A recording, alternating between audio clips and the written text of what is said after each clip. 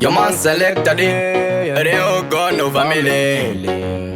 Your elder day, Bago Beza. Skitty visa again. What's in the in the day? Bago Beza, Sawitiza, again. Kana moyo wangu jinge watende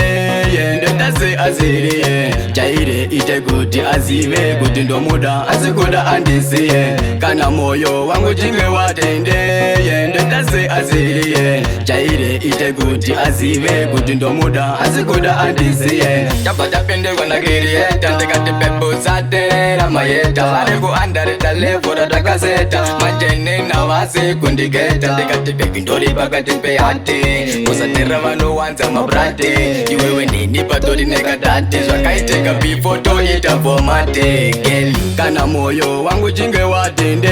Yende tase aziri Jaire ite kuti azive Kuti ndo muda asikuda andisi Kana moyo wangu jinge watende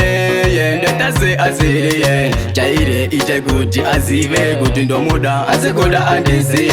Kaya kutu nenge wakaberera Pepe otokuza kuti ndekunyebe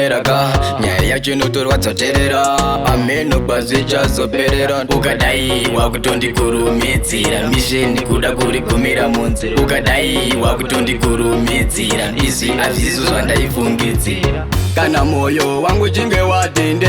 yende tase aziri jaire ite kuti azive kuti ndo muda asikuda andisi kana moyo wangu jinge watende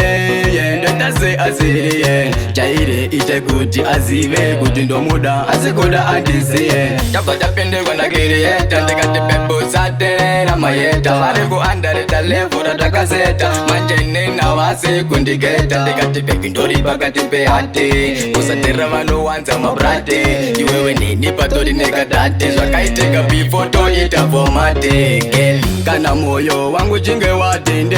Yende tase aziri Jaire ite kuti azive Kuti ndo muda asikuda andisi Kana moyo wangu jinge watende Yende tase aziri Jaire ite kuti azive Kuti ndo muda asikuda andisi Kana moyo wangu jinge watende Yende tase aziri Jaire ite kuti azive Kuti ndo muda asikuda andisi Man selected